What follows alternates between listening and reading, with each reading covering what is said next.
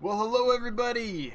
Welcome. Glad you're here. Welcome to another Wednesday night live stream with me, your friendly fishmonger, Dan from dansfish.com.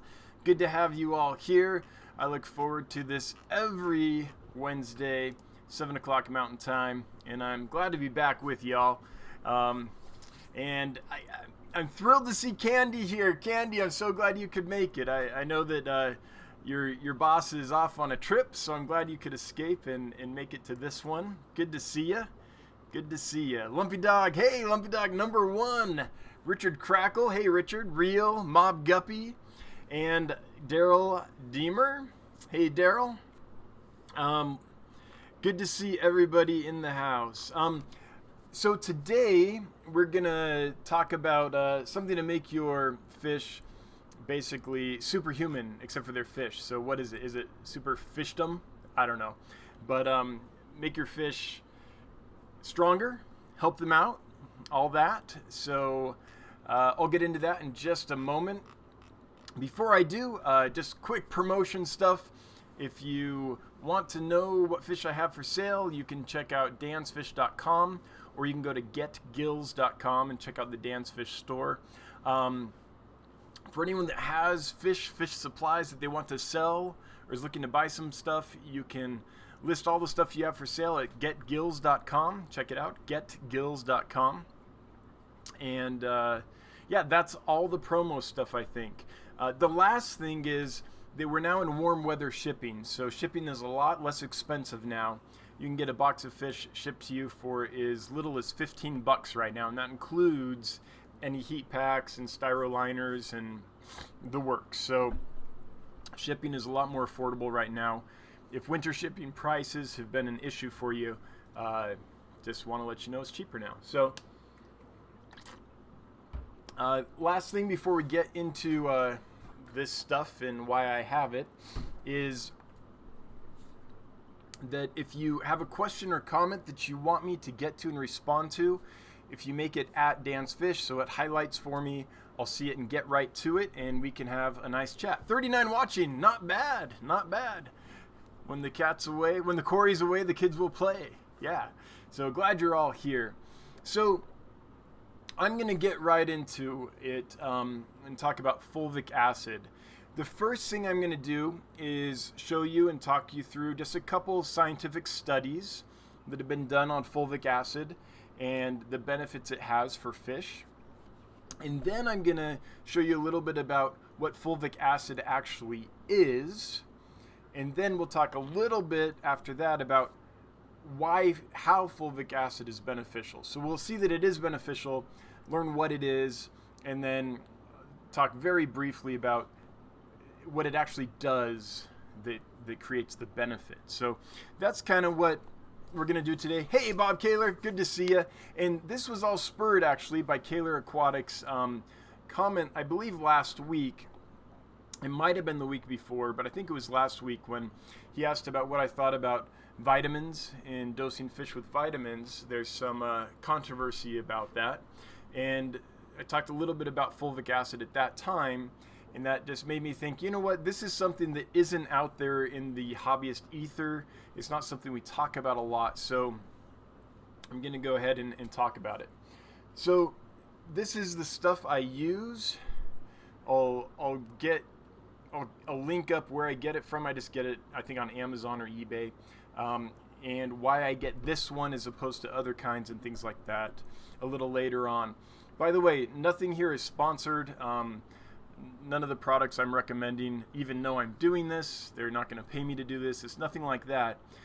It's just that this stuff has helped me a lot have success with some delicate species. Landing some fish that have reputations for being super delicate and hard to do. So I believe it really helps. All right, so here we go. The first thing we're going to look at, I've got some notes here to help me out. The first thing we're going to look at is an experiment that was done with some loaches. Okay, so let me share this with you so you can see this. and I'll also link it down below. Now this is just an abstract. The full article is available at the link I just posted. You can go to the abstract and search up the full article from there if you so desire. But basically, what a group of scientists did is they took some large-scale loaches and they did an experiment. They broke them into 4 groups, and in those 4 groups, they gave group 1 0 fulvic acid. Group 2 got 0.5% fulvic acid in its food, I assume by weight. Group 3 got 1.5, and group 4 got 2% fulvic acid in its food. So a control group of 0 and then little increased amounts from there. And what they were measuring was how this affected the intestinal health of the fish and therefore the growth rate of the fish. If it has a healthy intestine, it can absorb nutrients better, and in that case, it'll grow faster because it's getting more nutrients per amount of food eaten, right? And I think this is a food fish, and they're trying to grow it, as quickly as possible. So here's what they found, that the fish that got 1.5% fulvic acid had much better ability to process nutrients from the food they ate than the other fish. 2%, they still had a good ability, but it was like diminishing returns once they got up to 2%. What they found was a lot less Aeromonas in the fish, and as a result, partly a result of that, there was a lot more of the beneficial bacteria in their intestine, the lactobacillus bacteria that you want in your intestine. So basically, bad bacteria was less in the fish that were getting fulvic acid, and beneficial bacteria was more than in those that didn't get fulvic acid. So that's what they measured, and because of that, they figured that the fish was able to uptake nutrients better. And this wasn't a small study. There were 42,058 samples taken. This was a rigorous scientific study. So it wasn't just, hey, I've got 3 fish, I'm going to do some tests. This was a real thing. And that's what they found there, which is kind of impressive. Now, the next 2 articles I'm just going to briefly show you are having to do with carp. So what they would do is they would take some carp, and here's the articles. Here's the first one. Let me link it here in case anyone is interested in knowing more. Hopefully this is interesting and not just super boring.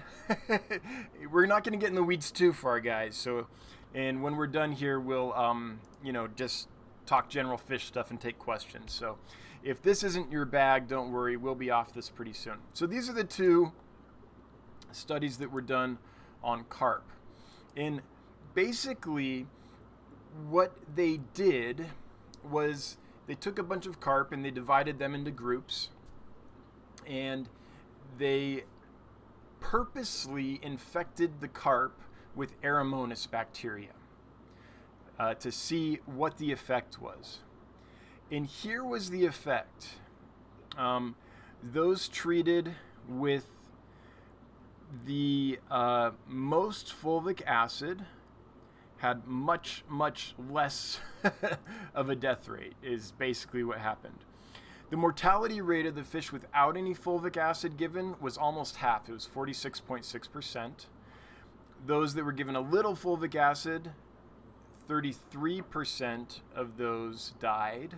Those were given a little more fulvic acid, 20% died. And those that were given the greatest amount of fulvic acid, 13% died. So that is the kind of study that was done on fish health here. And so there's something about the fulvic acid that is either killing the bacteria or allowing the fish to be stronger and having the fish be able to fight off the bacteria better than those fish without it. So that's what they found basically in these studies. And in these studies, they did 2 different types of Aeromonas. One was Salmonacida, which is a very common form, and the other one was Hydrophila.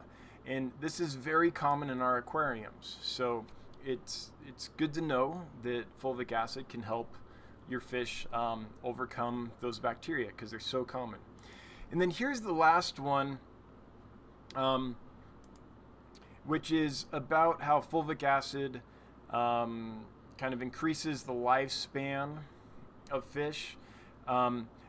This one was a little funky. I feel like this one needs a lot more work, but it basically took fish and a roundworm, a nematode, and looked at the effects of fulvic acid and how it could help fish survive in extreme environments was the takeaway from this one.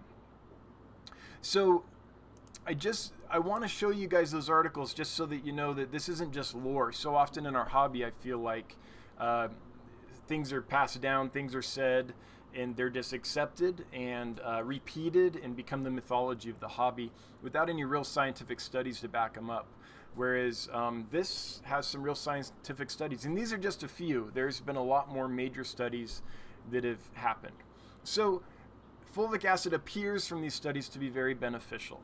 So very briefly, I want to talk about what it is and then kind of how it helps our fish. And then we'll move on from there into how to actually use it, how to get it to your fish.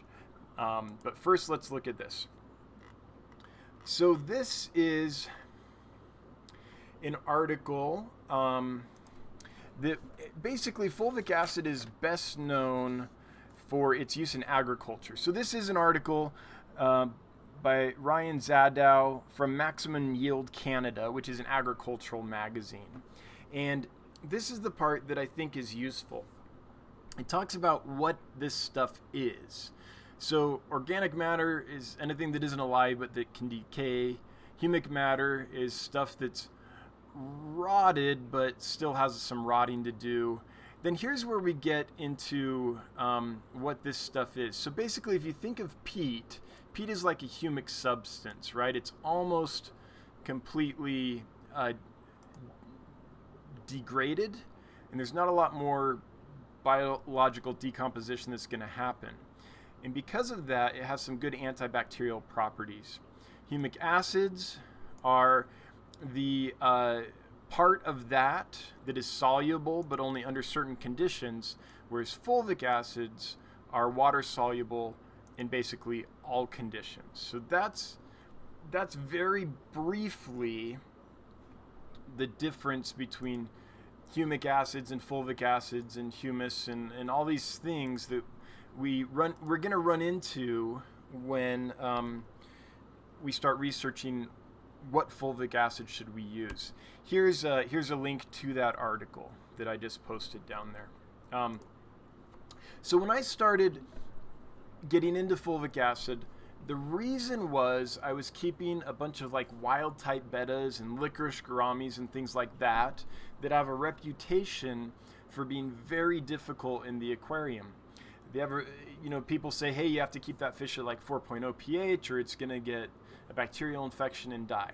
Well, there are some systems where you can auto dose acid into your aquarium system and keep those fish that way, but they seem very precarious, especially in like an auto water change system. How are you going to keep the concentration of acid such that the pH isn't constantly bouncing around and things like that? So I didn't want to have to keep my pH super low for these fish. I wanted to find another way to keep them without having to make them go through the yo-yo of pH up and down and the stress of that shock and all that stuff. So I started looking into it, and it became apparent to me that part of why the tannins that are released from peat moss and all these things that we use in our aquariums are so beneficial is because of the fulvic acid that's released. And so I thought, well, what if I can just give them fulvic acid? The humic acid isn't as water soluble, and it's actually it's kind of what gives that dark color. It can be really dark and it's hard to see the fish through it, and it's not taken up by the fish as easily.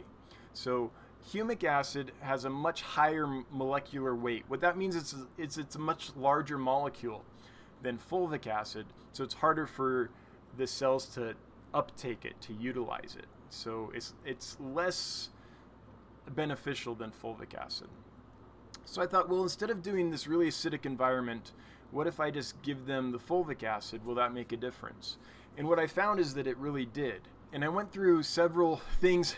First, before I found this out, I got humic acid and even humic powder, this really fine black powder. And I tried all these things, and it was a big mess until I finally found this stuff. And the reason fulvic acid is helpful is it allows cells to uptake nutrients. It basically allows the fish's body to be able to use the vitamins and minerals and nutrients that are eaten. And I don't understand all the mechanisms of it. There's lots of papers written on it that are very, very technical. But that's what it does. It allows the body to uptake all the nutrients possible, and that results in a stronger organism.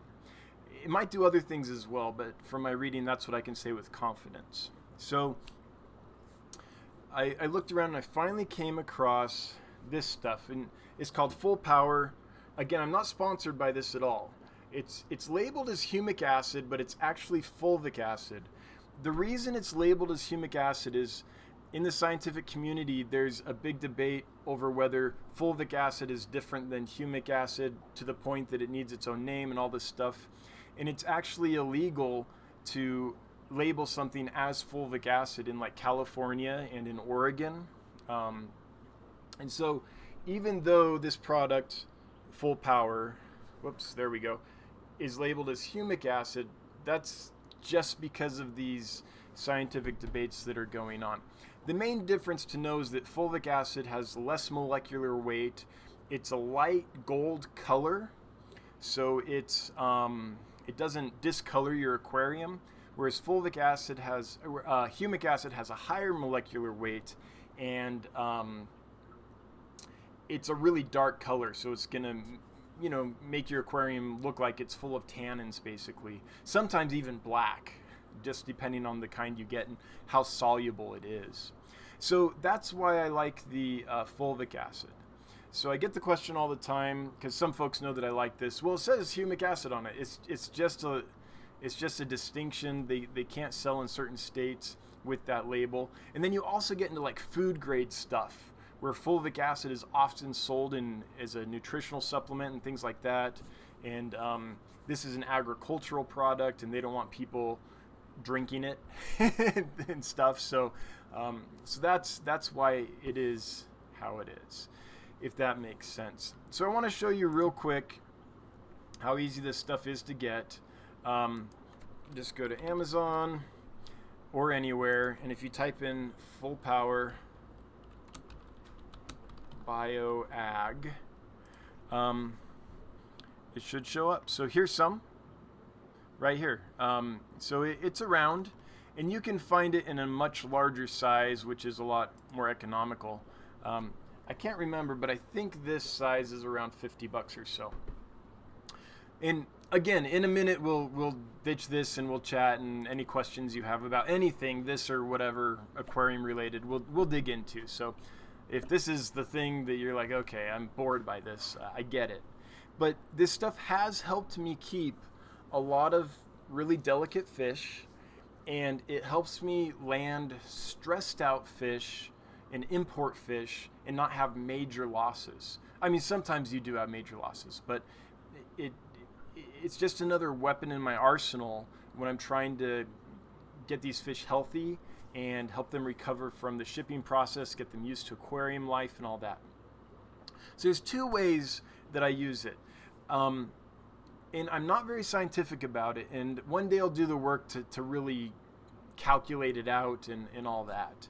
But basically I do it in two ways. When I take my frozen food and I thaw it, I'll rinse it out till all the like cloudy detritus and stuff is out of the food, and when it's ready to feed, I'll basically just pour a little bit of this in there, pour out the water as much as I can, and then pour this in there till it's covering the live food, or I'm sorry, the frozen food.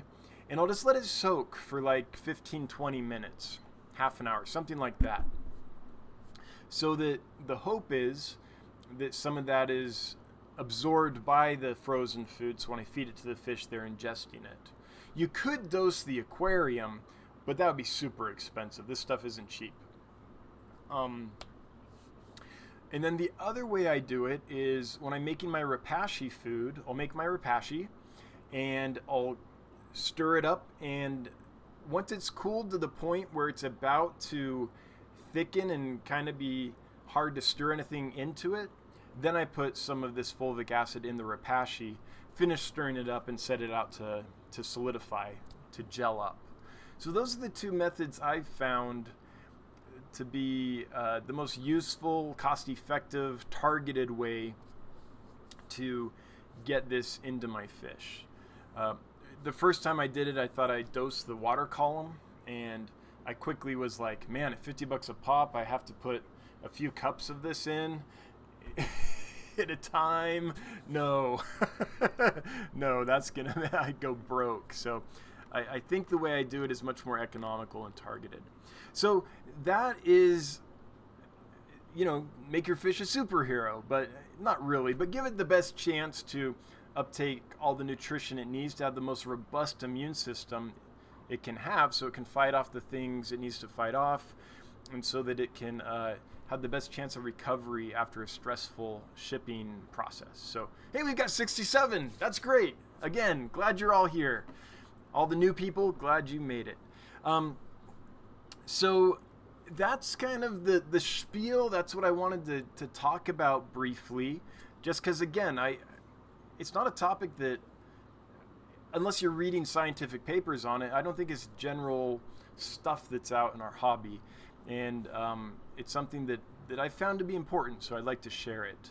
So we'll break from that. If anyone has any questions or comments about this, again, if you make it at Dan's Fish, so it highlights for me, I'll jump right to it. I don't read all the chat because that gets really boring when you just see someone, you know, scrolling through the chat, reading it, looking for a question. So I like it to highlight so I can get right to it. If you're on a mobile phone that doesn't allow that to happen, if you would maybe call a mod's attention to it so they can call my attention to it, that would be useful. And then we'll dig into it. And if you have anything else you want to talk about that's fish related, breeding fish, keeping fish, shipping fish, treating fish, whatever it is, you know, we can talk about all that stuff too. So it's all fair game. Now that I've ranted for like 25 minutes, we'll get to what you guys want to talk about. So, all right, I'm going to scroll to the top of the chat and start looking for highlights and hitting them on the way down. Mob Guppy, we are waiting and excited. Cool. Well, I hope I delivered. Hey, Tampa Tom, good to see you too. Looking for more orange. Okay. Hey, Carbon Really. Hello, Glenn Norton. Kelly's Aquatics posting the t-shirts if you want a t-shirt. We'll get to some cool stuff here that we can really dig into. Dan Slee, that's very interesting and impressive results. Yeah, those scientific studies, it's kind of, that's as good as it gets as far as knowledge goes. You have to be real careful when you're reading this stuff though, because it is sold as like a supplement. So there's a lot of professional websites out there that are really just pushing it because they're trying to sell it to you or because it's a fad kind of thing. So really look for those peer-reviewed scientific papers when you're researching this stuff. I think that's important. That probably comes from my professor background, but yeah.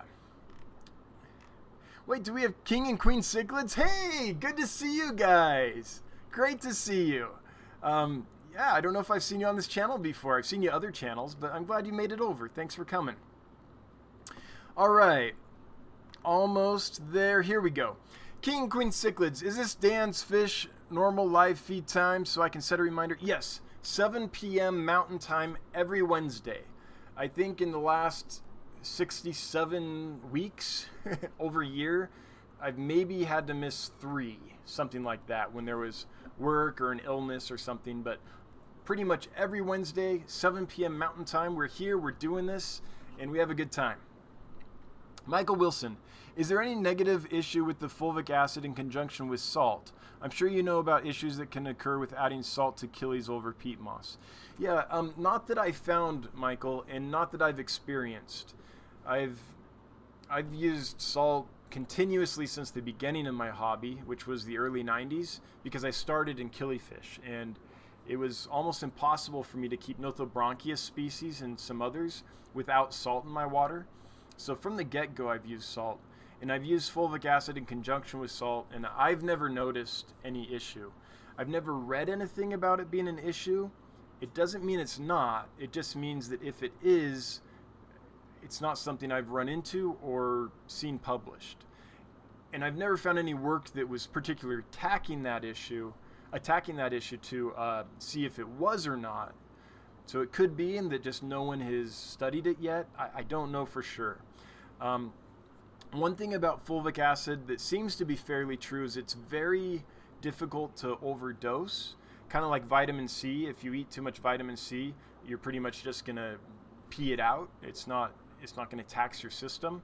I'm sure at some point it would, but in general, it's a very safe thing to use. From what I understand, I'm not like a doctor, so no one here go drink a bottle of vitamin C, please.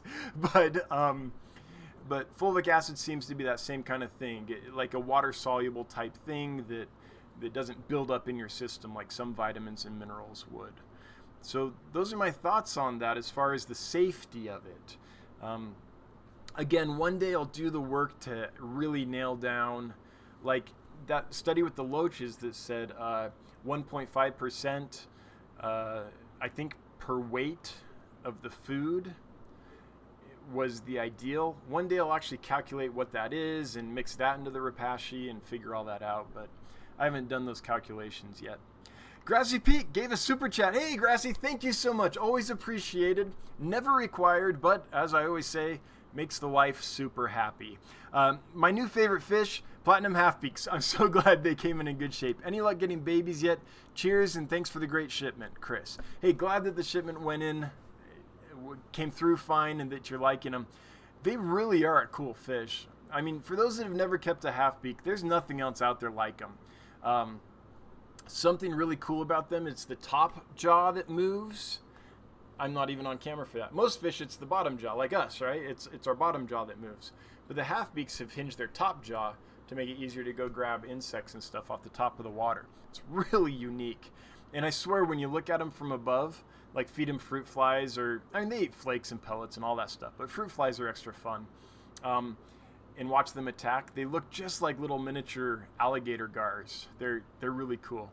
So I'm glad you like them, Chris. And I've got tons of babies, I'm sure, but I also have a lot of platinum half-beaks in the tank, so I think as soon as they're born, they're eaten.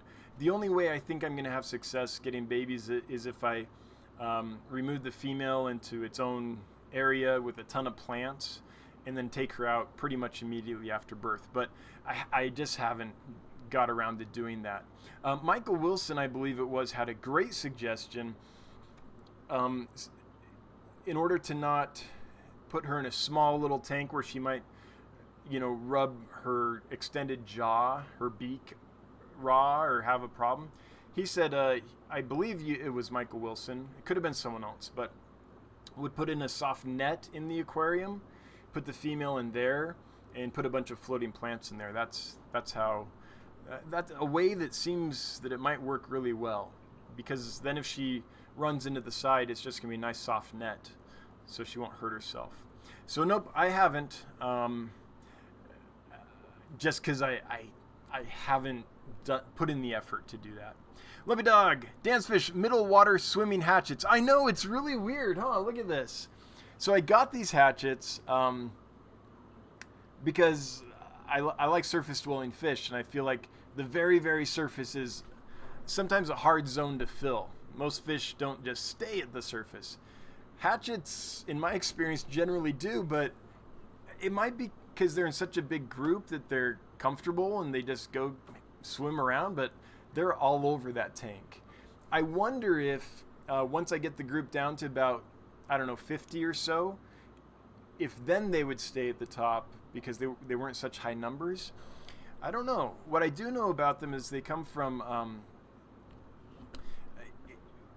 actually I don't want to say that because I haven't experienced it. I read that they come from kind of more open areas with some flow. So I'm picturing like a river with some slight flow, and they're kind of in the middle of the column of water. And in that case, I could see them going down a bit to grab some food and stuff. But this is the first time I've seen hatchets do this. I like to think it's because they're so happy and comfortable that they're just swimming around having a good old time. That's what I like to think. The alternative is there's so many that they can't all be at the top, but they don't seem to feel crowded or territorial or have a problem or anything. So I'm not quite sure, Lumpy Dog, but I was real surprised about that too. The Fish Tank Barn. Hey, do you have any recommendation on fulvic acid in saltwater fish? No. Except for to say that there are some of these studies out there that you can look up specifically about the use of fulvic acid with saltwater fish. I didn't dig into them because I'm not a saltwater guy. I don't keep any saltwater fish, so I didn't do that. But for someone like you that's breeding clownfish and things, it might be worth looking into. But I did briefly encounter some of that information. I just didn't dig into it. But fulvic acid basically seems to be existent in all bodies of water pretty much where there's fish, marine and fresh. And it's very abundant in blackwater habitats because it comes from breaking down organic matter. So any water that's full of tannins and stuff has a high concentration of fulvic acid in it. And I think using it helps me when I try to keep those species. But it's also in the Rift Lakes, it's also in the ocean. It's a pretty vital, seems to be a pretty vital ingredient to fish health. So BDK1320 at Dan's Fish. I have a male guppy with bloat. No interest in eating. Any ideas? So that's a tricky one because a bloated fish can be signs of many, many different things. Just like if someone has a cough, they might have a cough for so many different illnesses. It could be that the digestive tract is blocked up and needs to be cleared out, although I usually think severe bloat is usually something more than that. But that is something that you can help clear out by feeding fibrous food like frozen brine shrimp or something with a high vegetable matter in it, like a vegetable-based rapashi, maybe some blanched zucchini, or some peas with the shells removed, something like that. I doubt that's the issue, but it's sometimes an issue. Often what bloat can be is a sign of internal organ failure, where the organs are no longer able to regulate the osmotic pressure in fresh water, is just going into the body cavity and bloating the fish. That can be a sign of real severe liver and kidney issues, which are very hard to treat. For me, the best defense against bloat, if I have bloat and don't know what the cause, is a combination of kanamycin and nitrofurazone. The reason I use those in combination is because the kanamycin will be absorbed into the fish's skin and gills and actually go inside the fish. So if there's an infection internally, it has a chance of getting to it, whereas the nitrofurazone will take care of stuff that's more external. They seem to kind of synergize with each other from what I've researched. So that's what I would do, kanamycin and nitrofurazone in combination. That being said, once a fish is bloated out, and I hate to say this, and hopefully this isn't the case. This is not always the case. But often, once the fish is bloated out, it's, as I said before, often because the fish is far along. Like the organs are failing to the point that it can't osmoregulate anymore. So it can be tricky to get a fish to recover if it's severely bloated, especially if it has been for a while.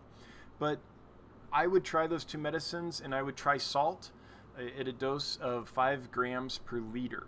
So that's what I would try. This salt will help with the osmotic regulation. It'll help make the fish not have to work so hard to keep fresh water from flooding into its body cavity. Those are my thoughts.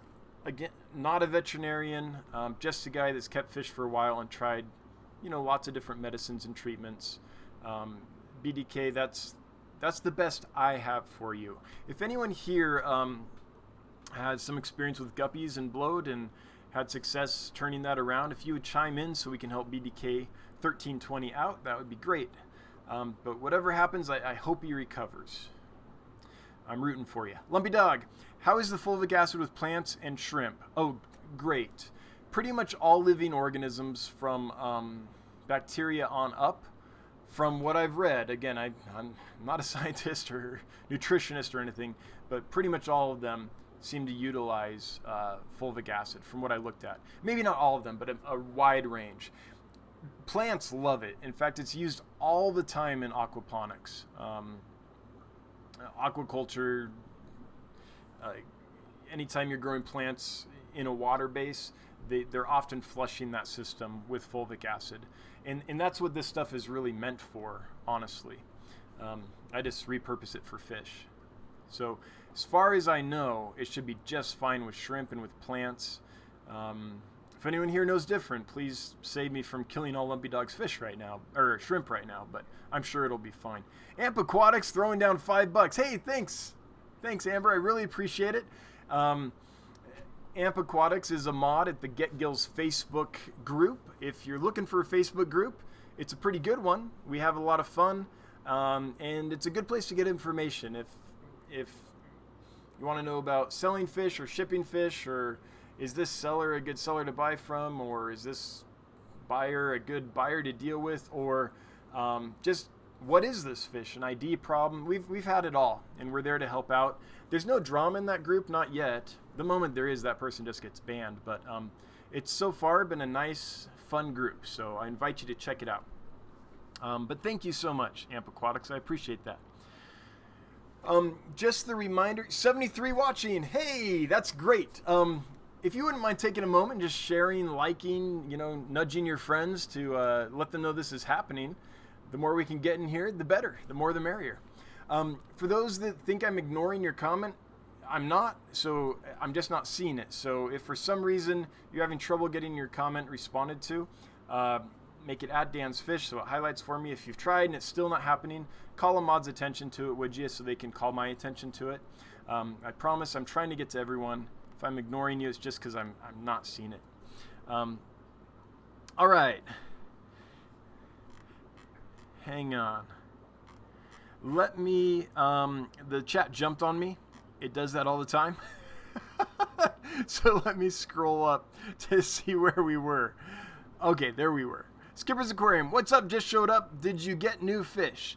Yes, I got some cool new fish in, and I'm going to do an unboxing, but I can tell you what they are. So I got more Friccata rainbows in, that blue eyes, I suppose. Pseudomugil friccatus. It's got to be my favorite blue eye. I've got Signifer as well, but I was running low on them and found a good deal on a good group, so brought them in. What else did I get? For some reason, my mind is not remembering right now. More of the red-eyed red high-fin swordtails, and I've actually got a veterinarian checking them out. There were a few customers that had some losses last time I shipped them out. So we're doing a pathology just to see, is there something with that fish that I need to be aware of so that I can treat it for something specific before I send them out next time. It's a funny thing where they look fine for me, and this happens with fish in general. I work really hard to get the fish healthy, but sometimes the fish looks fine, but you pack it up and ship it, and the stress of that process brings out something that's latent, something that they have but that just isn't manifesting.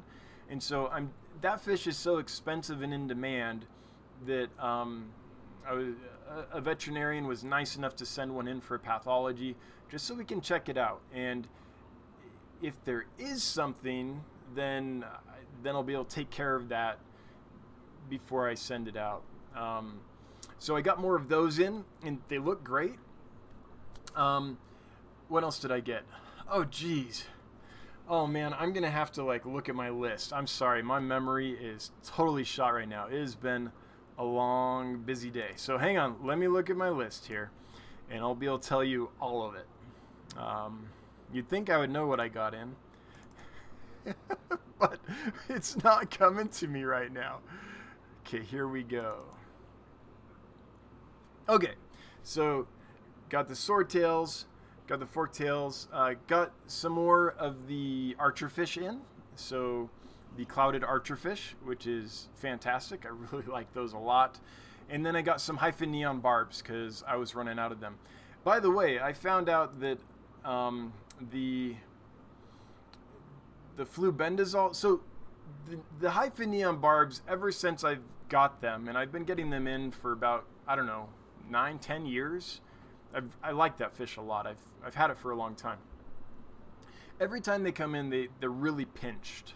They're really emaciated. And I've used metronidazole and things to kind of help them out. And so I thought that fish was always kind of skinny because I've had them long term and they never got really bulky. And the metronidazole seemed to like, help them recover from the pinched belly, and they would recover. The other day, a couple weeks ago, I put some flubendazole in there to treat some of their tank mates, and within a week, they were like big and bulky and like big rounded bellies. So now I wonder if the whole time, if they've had something that the metronidazole treated but not completely, or they had two things and the metronidazole treated one but not the other, because I've never seen draped fin barbs as healthy and robust as the few that I have right now. So with this new group, I'm going to run them through some flubendazole and see if that happens again. And then I'll know in the future that, hey, this specific fish, always treat with flubendazole. It's funny, different fish come in with different things, and you just got to learn your fish. And they're coming from everywhere. In any given week, I'll get fish from China, from India, from Indonesia, from Singapore, from Malaysia, from Sri Lanka, from South America, just all over. So every place has different issues, and it's just this learning curve. And every now and then you make an accidental discovery. So I've been keeping and breeding that fish for a long time, thought I was doing everything right, and then now that I'm seeing them as they are now, I'm like, man, I wonder if I've been doing this wrong for a decade. But those are kind of the new fish that we got, Skipper. I didn't really show them and stuff like usual because we talked about fulvic acid. But yeah, that's what I got in. And true to form, I ordered a lot more stuff. I tried to get some betatingi in, which is like a pugnac species. I tried to get the peppermint gourami, which is basically a gourami that is evolved into a pike, a really cool little predator, and some Montezuma swordtails. But, you get shorted. This time I'm trying to get some samurai gouramis in because I love them and they're finally listed. I don't know if they'll show up or not. And some clown killies, but it's always a crapshoot as to what you'll actually get in. Sorry, my phone was making noise, so I turned off the notifications. I forgot to do that earlier. Kaler's Aquatics, is fulvic a probiotic? Maybe. I'm kind of hesitating because probiotic is a very specific definition, and I'm forgetting what it is. So probiotic is not the thing you need, but the thing that helps the thing you need grow, right? So like the flora in your intestine, if you eat yogurt, supposedly the yogurt helps the flora in your intestine be healthy, so then you're healthier, right? That's probiotic, if I remember right. And I'm not actually sure about that. I do know from that one study that when they compared the different groups, one group of fish had a lot less Aeromonas and harmful bacteria in its system, and a lot more of the beneficial gut flora, or fauna, I guess, in its system than the other groups that were tested in that study. So maybe it's helping that bacteria be healthy, but it's also like from what I understand, from what I've read, like again, my degree is not in this kind of stuff. My degree's in theater, for crying out loud, but from what I said, from what I looked at it, it looked like it's almost like a chelating type thing that allows uptake of nutrients by cells. So that's my understanding, Bob, but anyone at any time could know more than me about it. I know from the studies for sure that it's beneficial, it seems. From what I thought, it was helping your cells, if you're a fish, uptake nutrients. But maybe it's also a probiotic. I don't know. Life in liquid. How do these acids relate to tannins? Do you think you are deleting the benefits of tannins? So tannins have lots of benefits. One is that they acidify water. And when water is acidic, ammonia becomes, I don't want to say non-toxic, but a lot less toxic.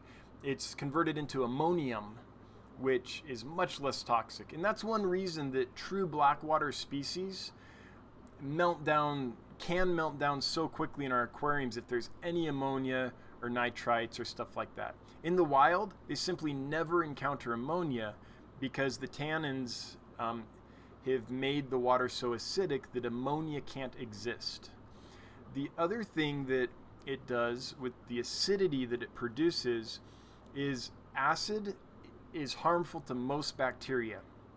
So just by the fact that a tannic environment is so acidic, it prevents most bacteria from being able to really flourish and take hold in those environments, which is one reason why it's so difficult to take a fish from that environment and put it in our aquariums that generally aren't super acidic, where bacteria thrives and this fish has no immunity to those things. And if we don't help that fish through that process, you almost never have success, just because the fish's immune system is quickly overwhelmed by all these bacteria that don't exist in any consistency or number in their natural environment because of the acidic nature of all the tannins. So fulvic acid does come from the same processes that create black water. So it's very prevalent in black water environments. It's part of that. There's pretty high concentrations of it in those environments. So I don't think it's a one or the other. I don't think that by using fulvic acid, you can't also have tannins in your aquarium. Tannins are great if you like the look and things like that of tannins. What I was trying to do was find a way to keep these delicate fish, not delicate, but these fish that aren't used to ammonia, nitrite, and most bacteria that we have in our aquariums, without turning the water dark, right? Without having that tannic wash. And by the way, there's nothing wrong with that. I really don't mind the tannic wash as long as I can see the fish clearly and stuff. But I wanted to take photographs of the fish. I wanted to take video of the fish. I was trying to keep the water clear, and trying to figure out how to do that without making the water dirty is how I kind of researched and fell into fulvic acid. So I don't think it's one or the other. You can definitely have both together. And in nature, a tannic environment, a black water environment, has a lot of fulvic acid in it. BDK 1320. Oh, we already did that. Oh, it totally jumped on me. Sorry I missed those questions before. Okay, I'm scrolling. 83 watching. Yeah, baby. Not bad. Thanks for sharing. You guys must have shared because we got more people. Richard Crackle, are your Aplochilus blocki eating flake food? I never know if it's block eye or blocky eye. But yeah, they eat flakes, they eat pellets, they eat frozen, they eat live. They don't eat rapashi a ton just because it falls to the bottom, but they'll learn to do it and they'll just mob the rapashi. Aplochilus blocki is one of the easiest fish to adapt to processed foods.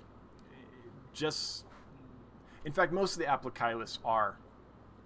Here's something I noticed about killies, whether it's Aplochilus or Aphyosimian or Epiplates, Fundulopanchax.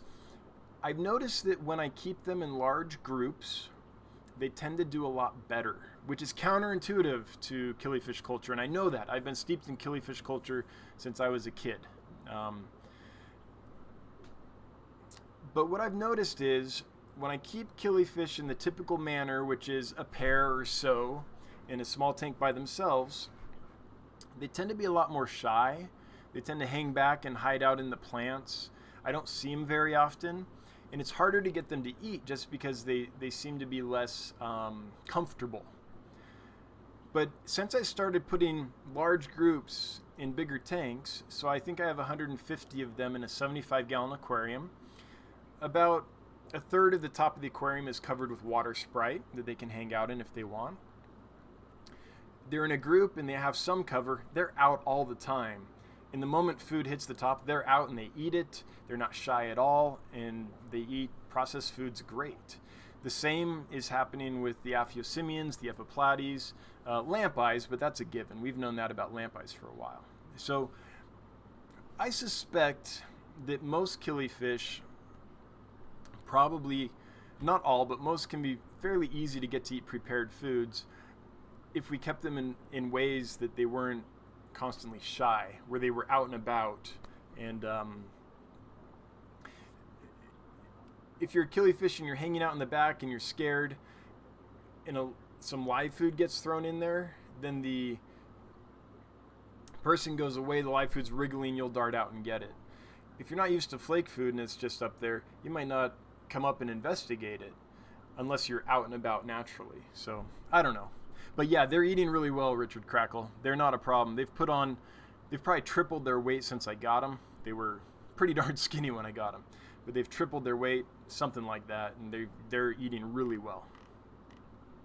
In fact, the only species that I sell at dansfish.com that is not actively and vigorously eating flake food is Batis batis. That's a fish that I've never gotten to eat flake food vigorously ever. They'll eat frozen and live, but every other fish I have, I almost never sell a fish until it is eating flakes and pellets and stuff, because I want the person I sell them to have success with that fish. So even like the chocolate gouramis I have, those are eating flake food and pellets and everything else. I just don't list them until they are. I have some licorice gouramis that are eating flakes without any problem. The croaking gourami. So all these fish that are generally thought to need frozen or live foods, I generally will train them to eat flakes and pellets before I sell them. And if they aren't, then in the listing, I'll note that. I'll say these are eating live and frozen. So you know that. Kaylor, hey Bob, thanks for the super chat. For the barn fund, no more professor fund. I love it. $25 from Bob Kaylor, which I appreciate that, Bob. I always feel a little guilty when Bob super chats because he also mods. He's also a great customer. He does all this stuff for us. So to throw money at us on top of all that is just super generous. Thanks so much, Bob Kaylor. We appreciate you. All right. 80 watching. All right, we went down a little bit, but we're still hanging in there. Let's keep it above 80, folks. Keep it above 80. Love you, dog. Chat would like to know if you ship to Canada. Oh, chat, I'm so sorry. I don't ship to Canada. Maybe one day, but it's the bureaucracy and the issues that I have to go through to make that happen that I don't. Now, I did work at a place before that was a very large internet seller, and they would ship to Canada, but they had to get to a massive volume, over $1 million a year, easy, before it made any sense to add Canada to their shipping, just because of all the forms and bureaucracy and stuff you have to go through to set that up. I would like to ship to Canada, but I'm not even close to being able to do that right now. I'm sorry. I really wish I could, and I know that in Canada it's just difficult to get stuff. I'm not sure exactly what the laws are and why, but it seems to just be super expensive to ship even within Canada from what I hear. So Tech Turtle, I see it now. I'm so sorry. I wish I did. I don't. But I do ship to Washington and to northern New York and Vermont and Maine. Just saying. Bathyphila, seen any interesting autosinkless types on your suppliers list? Yeah, there's been some zebra autos and some other stuff, but I haven't seen them for a price that makes sense. I'm really hesitant to get fish in that I'm going to have to turn around and sell at a super high price. Every now and then I will, like those highway catfish, $50 each, that's a lot, but they're so rare and so awesome that I just did. Clouded archerfish, I just love, so I did. I mean, there's a few that I will, but autos, I'm just not confident that I could get in like, I don't know, 100 of them and then sell them for the price that I would have to turn a profit on them. Now, those are wholesaler and transshippers lists. If I bought directly from the exporter, I would definitely do some zebra autos or some of the other giant autos and things like that. But I'm not in a position where I'm going to be doing that again anytime soon. It's such a large volume you have to buy when you do that one day when I get my warehouse built and have 10,000 feet or so that I can just jam full of aquariums, then I'll do that regularly. But that's a ways out. I'm going to have to raise... That's a $250,000 project, so that's going to be a while before we do that. 44 Mag Guy 1. Sup, dude? Sup? Hey, we reached the bottom of the chat and we're only an hour in. Look at that. I'm like constantly 15 to 20 minutes behind on chat, so so this is an accomplishment. Bub and Cindy are still in mod training. They excel at modding, but lack a bit in sarcasm, says Lumpy Dog. Well, I missed whatever it was, but I'm sure it was awesome. Another The Z. The fish I had most success with were platies, gouramis, and several corydoras. Angels always did great as well. I've kept so many species. Very soft spot for platies. Yep, those sound like species that would be pretty much rock solid. And I feel like often we do this thing where we start with fish that we're going to be successful with, and we get real excited, and then we like start dreaming of these really rare and delicate fish, and we kind of move that way for a while, and then after a while of like being on this, just struggling through that, it's like, you know what? I really miss platies. That was fun. And we go back to where we came from. That's definitely happened to me a time or two in this hobby, for sure. All right. So if anyone has any further questions or comments that they would like to get out there, then I would be happy to respond to them and discuss them. But we've reached the bottom of the chat, so in a few minutes here, if folks don't list more stuff, then we'll go ahead and shut it down. There's nothing more painful than watching a live stream struggle on for longer than it wants to struggle on for, right?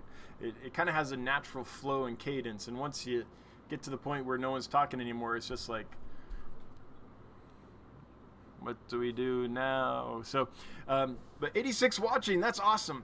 44 Mag Guy 1, hey, thanks for the comment. Hopefully going to get an order some fish from you soon. Just got to redo the silicone on my tank. Okay, yeah, totally, I hear you. Word from the wise, wait at least like a week after you put the silicone on before you refill with water. I have made this mistake in the past of putting water in too soon, and then it leaches stuff from the silicone and the fish just die instantly. So be careful, let it cure for sure, fill it up, and then maybe put in a test fish just to make sure everything's okay before you go ahead and do, like, fill it full of fish. Just because it can be a little precarious as to when the silicone's truly cured to the point where it's not leaching into the water anymore. So, I mean, I say that because I followed guidelines and things and waited for as long as it said to and all that and still had a problem. So now whenever I reseal a tank, I always cure it for 7 days, fill it up, add a test fish or two.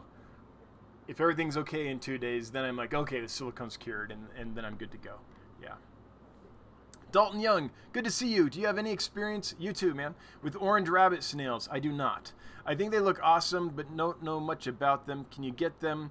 They are hard to find for sale. Yes, I can get them. They're on the lists pretty much every week. I can get them, but I don't, because those come from like Lake Sulawesi and places like that, where it's high alkalinity and high pH. And I have really soft water, often on the acidic side here. And so snails really do need calcium and things like that to be successful. Shrimp, not so much, because the shrimp's exoskeleton is made up more of chitin and stuff like that, like what your fingernails are made out of, than like calcium carbonate, which is what a snail's shell is made out of. So I have even like my pond snails and ram's horn snails, which is pretty much all I keep for puffer food and stuff. I can see the calcium deficiencies on their shells. And so I don't want to do rabbit snails just because I don't think they would do well in my aquariums. They're available. They're just pricey. So I think that's why a lot of people don't do it. Does anyone know if Flip Aquatics has any available? For a while, Flip Aquatics was selling rabbit snails. If they do, if one of the mods wouldn't mind linking that for Dalton, I'm happy to support Flip Aquatics. I think they do a great job. I don't know if Rachel O'Leary's not shipping fish right now, but she might be doing some snails and stuff, and she sometimes has rabbit snails. MissJinxed.com. I'm trying to think of anywhere else. I haven't seen any on Get Gills.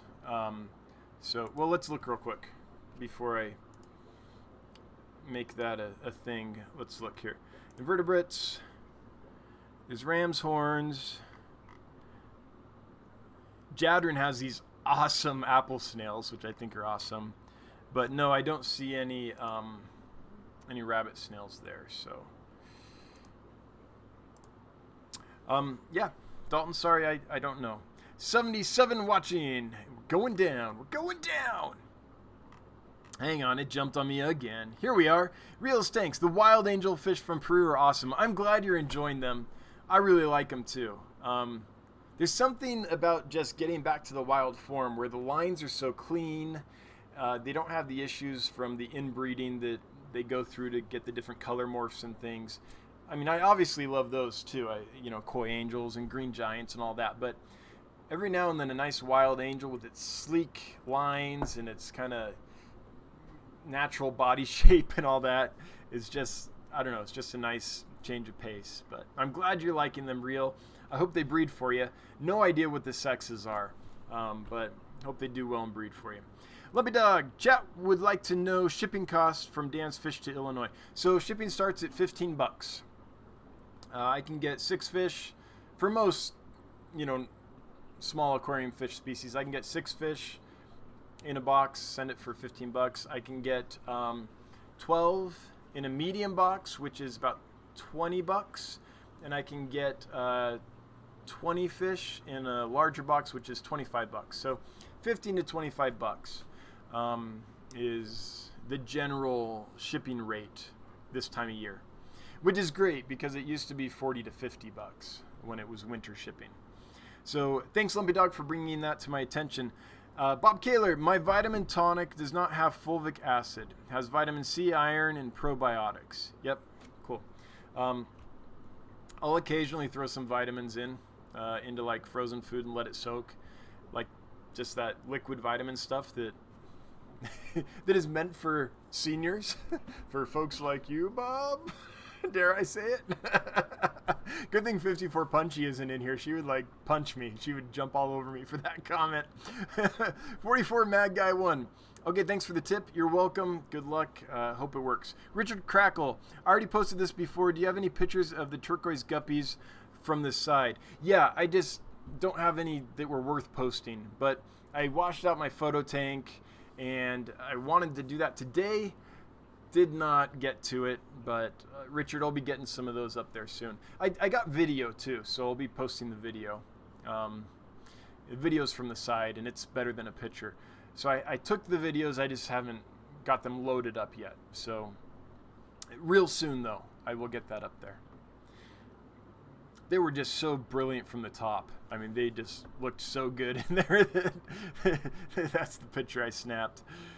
It's so much easier when they're concentrated in a small container. You can just go on the top and click a picture than trying to get a good picture in a 75-gallon aquarium where they're just all swimming all over. But I've got some video, and I'll be posting that pretty soon. And they look spectacular, Richard. At least I think so. And what I like about them is out of 200 fish, there's only 1 or 2 that have any red on them at all. So it seems like a pretty clean strain to me. Dan Slee says, not at the moment at Dan's Fish. All right. I don't know what that's in response to, Dan. I'm sorry. Tech Turtle, how often do you get in the puffers? I want some, but waiting to move soon. Should I order now while you have, or can you get them all the time? I can't get them all the time. They haven't been available for a few weeks. They're somewhat seasonal, but I don't generally hold fish unless it's for like weather because I can't ship or something. So I would get your tank set up, and when you're ready, if they're available, order some. But I just can't. If I did that, I'd run into the situation where I had to hold fish for everyone, and then I could be sitting on fish for like 3 months, which is really bad for the economics of my business. But they're available sometimes. I don't know if their season is over or if they'll become available again in a couple weeks, but they do seem to be a more seasonable. They're seasonable. It's like Scrubble. Do you scrubble the algae off your glass? I scrubble all the time.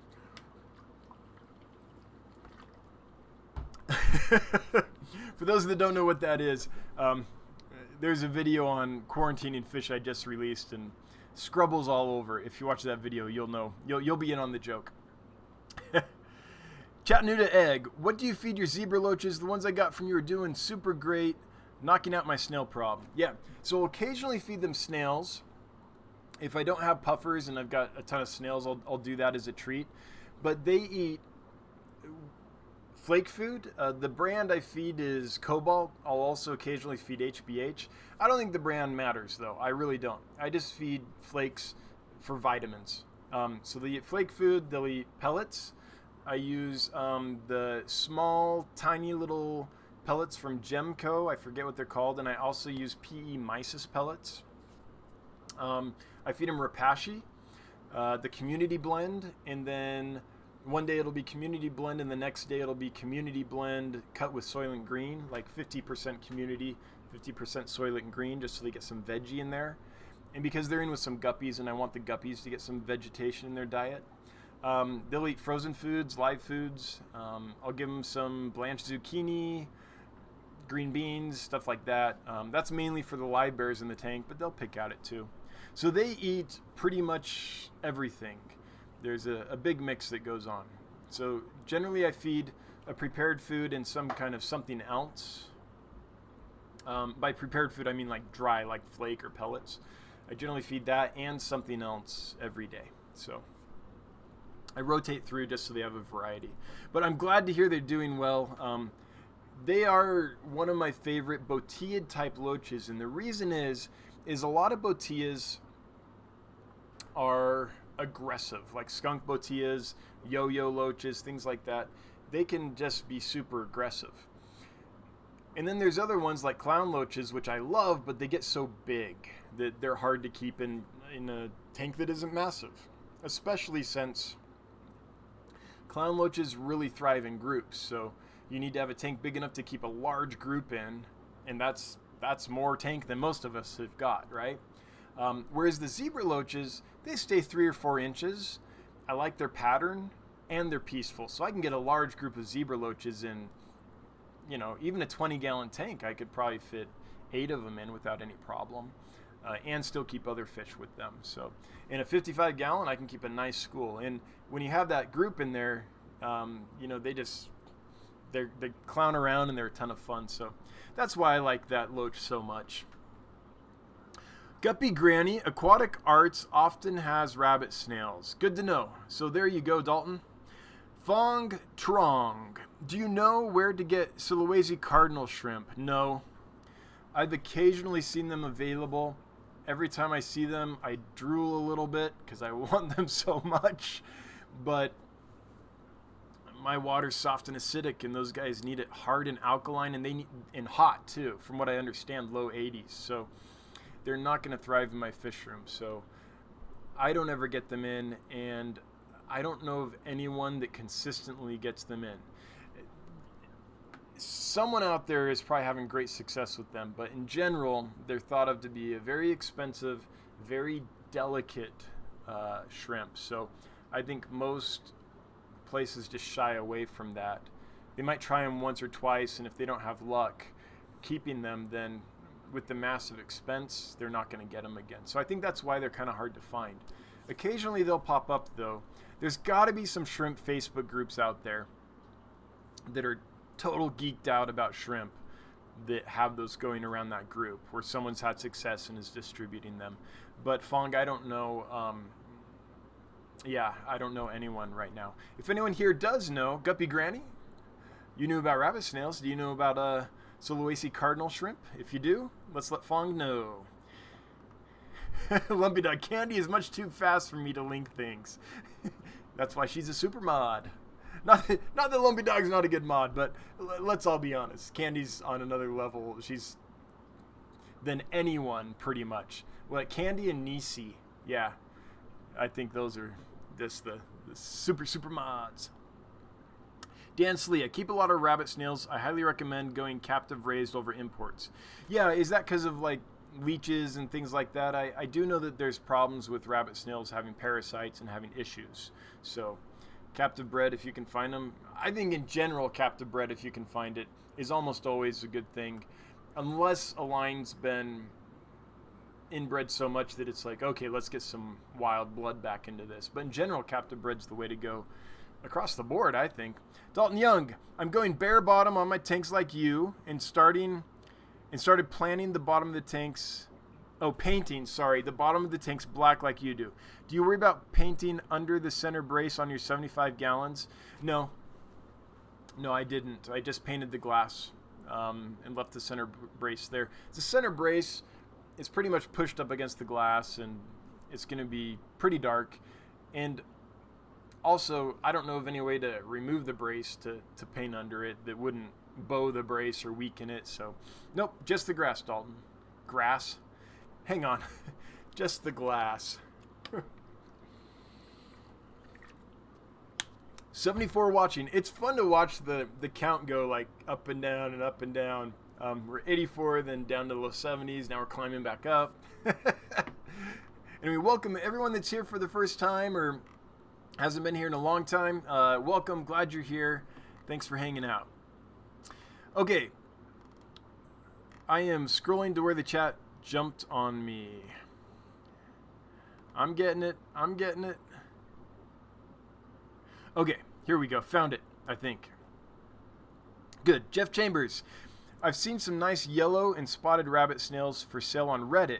I did not know that. I've got to get up to speed. Like, I'm that old man that, you know, when Atari came out was like, meh, and Nintendo came out was like, what's this newfangled thing? Now I'm the guy that's like, I don't do Reddit. I haven't got Snapchat. You know, I'm the old guy, the old Luddite falling behind. I didn't know that they sold fish on Reddit, but cool. So there's another one, Dalton. Plasmasky. What are good snails to keep with goldfish? Anything big enough that the goldfish won't eat it, I suppose. I don't keep a lot of goldfish, so I don't know if I can really advise you on that. My thought is this: if it can fit in the goldfish's mouth, it's going to eat it. And small snails like pond snails and rabbit snails, I could envision getting stuck in the goldfish's mouth or throat. So I'd probably avoid those and go with something big. Maybe a Japanese trapdoor snail, because they like cool water and they're kind of bigger. Things like that. But Plasmasky, that's all I got for you. I'm not a guy that keeps goldfish, so I don't have a lot of experience with that. Who here has goldfish, and what snails do you keep with them? Let's let Plasmasky know. Dalton Young, oh wait, I already read that one. Oh, I keep missing stuff. Richard Crackle concurs that Aquatic Arts sells rabbit snails. Cool. Bathyphila, do you think Aplochilus you have would do okay in a tank? Gets down in the mid-60s in the winter.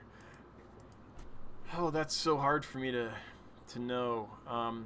So I have two kinds of Aplochilus right now. I have Lineatus and I have Blocky Eye. I always say Block Eye, which is probably wrong because that's the one I always say. We're down to 70. What do we got to do? What do we got to do? You know, the Block Eye come from Sri Lanka and southern India. It's pretty hot there. So I've never kept them below, like, I don't know, 72, 73. Now, a lot of killifish nuts keep their tanks in the mid-60s in the winter, so they might be okay. I've just never tried it, so I'm hesitant to tell you it's okay, Bathyphila, because I haven't tried it. Many killifish can, so they might be okay. But the reason I'm hesitating a bit is because if this is a surface dweller, it's going to be up in the warmest part of the water in nature, and if it's from those hotter environs, I don't know how cool it gets there. So I just can't answer that with any kind of confidence. I'm sorry. I want to say yes because they're killifish, but there are a few killifish that don't like it cool, and I don't know if those are them or not. Dwayne Timberlake, I ordered koi guppies from Thailand, and they will be trans-shipping via Dallas. Cool. Once I get them, do you suggest I treat them all with kanamycin? Yes, absolutely. That's what I would do. I treat them with salt, kanamycin, and neomycin. Guppies in particular, I find in the longer tails or the more fancy finnage they have, the more this is true. They need some help for the first few days after they arrive. They've been babied so much that they just need some help in that transition. So personally, I would always medicate guppies prophylactically just because of what I've experienced when I don't, and even sometimes when I do. They can be, generally everything goes fine, but yes, I would recommend kanamycin, neomycin, or neomycin. Scratch that. Kanamycin, nitrofurazone, and salt. And I've got a quarantine video that I just released that shows you how I do it. So that's what I would recommend. But there's other ways to do it. There's the Aquarium Co-op Trio. You could try that. There's as many ways to quarantine as there are fish keepers, it seems like. But the one I've had success with is kanamycin, neomycin, and salt. Richard Crackle, thanks. Looking forward to the video. You're welcome. We're talking about those turquoise guppies, I assume, from the side. The fish tank barn. Anything new with the Santa Maria endlers? No, they're ready though. I've proved out that they're breeding true enough that I'm comfortable selling them. Now I'm just waiting for the batch to grow out so that I can sell them without selling off my breeders. I'm not going to sell my breeders or I'd have done a year and a half of work and then be like, oh wait, now I don't have them anymore. So I've got fry growing out. As soon as they color up and are sexable, then I'll start offering them after I send a pair to Mikey and to Priscilla because I owe them. For those that don't know, I did a large shipment from Nigeria, an import from Nigeria. They came into Denver, and that's where Mikey, Mile High Aquatics, and Priscilla MK Art are located, and those two folks really helped me out. So to kind of thank them, I gave them each a pair of the Santa Marias before the line was fixed. And I was like, these aren't fixed yet. I have no idea what they're going to throw, but I'll get you better ones later. And so I've got to do that before I sell any more. But I've got a good batch growing up, and so I should be able to get those out fairly soon. Fairly soon, as soon as they color out, a couple weeks or so. I'm not sure. It's up to the fish, really. I'm feeding them a lot. I'm changing the water a ton, so I'm doing what I can. Cheshire Cat, I love scrubbling. That's a fun word. Yep, scrubbling. You got to scrubble that algae.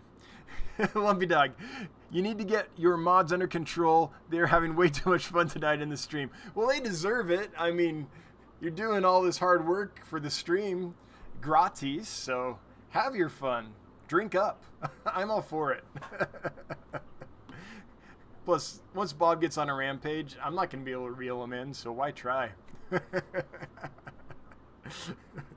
G. Cunningham, this year I'd like to try a couple of outdoor tubs with guppies. Cool. What is the minimum size you'd recommend? What is the lowest temp you'd recommend?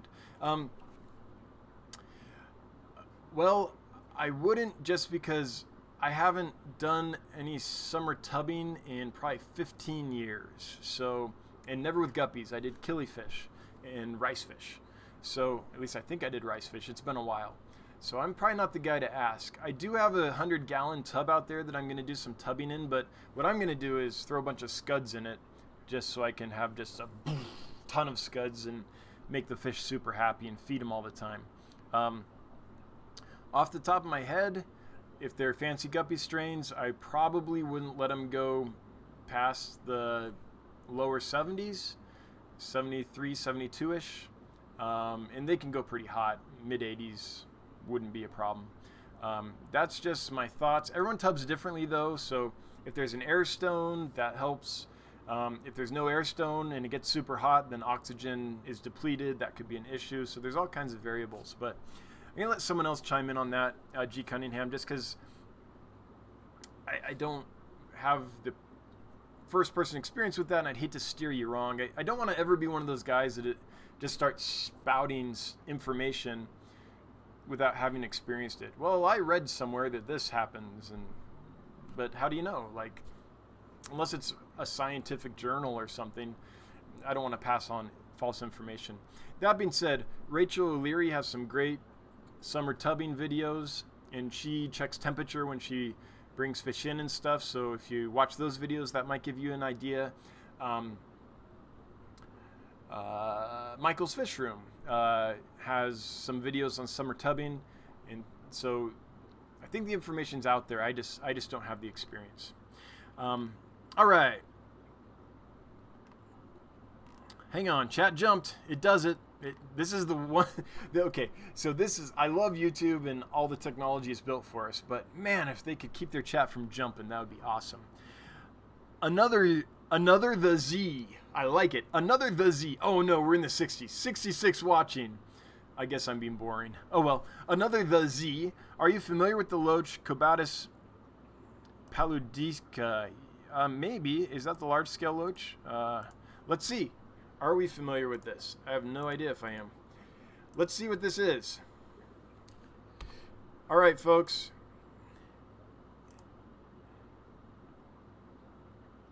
Huh, no, I don't know this one. Check this out. This appears to be what we're talking about. Seriously Fish. Let's see what they say about it. They tend to be more reliable than most. Cool. There we go. Wow, that's a cool looking loach. I like the pattern on it. It reminds me a little bit of a highway catfish, just that with kind of the lines above it. Wow. Nope. I have to say I'm not familiar with that fish. I wish I was, though. It looks pretty cool. Tech Turtle, I gotta go night. All right. Good night, Tech Turtle. Enjoy. Thanks for being here. Have a good one. Sweet dreams. Fong Turong. What are your favorite cool water nano species besides killifish? I love, this is not original, but I love white clouds. I think they're fantastic. I love shiners. Like rainbow shiners are fantastic. Fiery black shiners are great. Scarlet shiners are just beautiful. What else do I like out there? I've kept hillstream loaches in cool water environments. I don't know if they can all do that, but there's some species from China that do really well. The Rhinogobius species out of China, those do well in cool water, and they're so much fun. I can't wait until I can find Rhinogobius again. I miss that fish a lot. Bitterlines are fantastic. I really like the darters. Orange throat darters are a great species. I was lucky enough to get a nice group out of Missouri from a location that was kind of warmer than normal and didn't have I don't know, it wasn't as riffly and stuff, so they were kind of easier to keep. And those bred like crazy for me and colored up and were absolutely stunning. I like Uruguayan fish from Uruguay.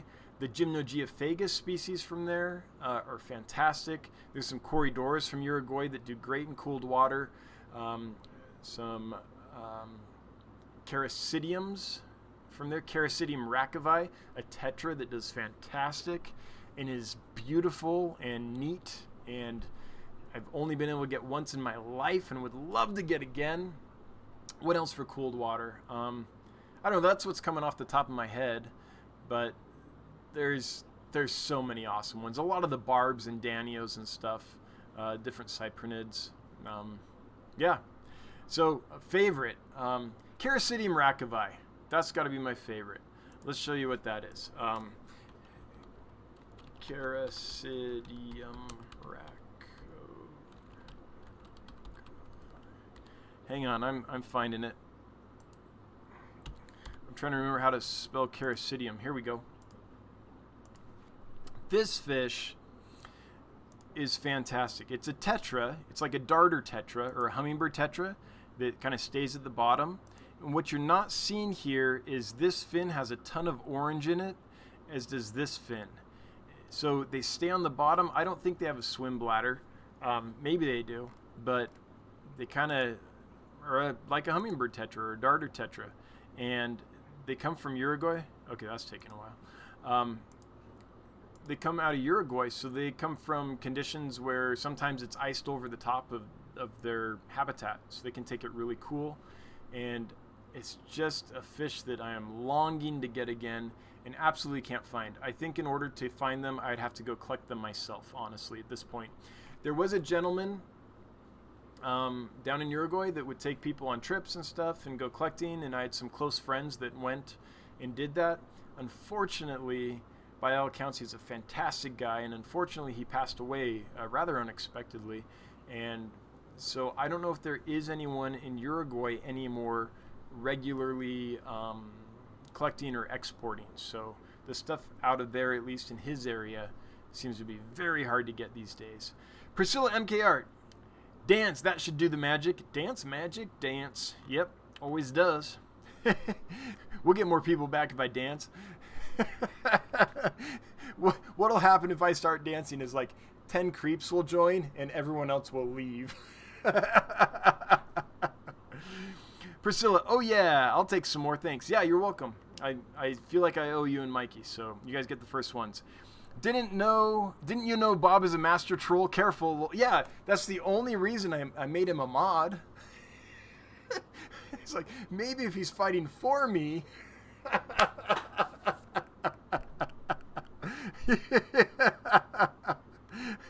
Just kidding, Bob. How do I control this guy? I'll get him to accept the system and work with me.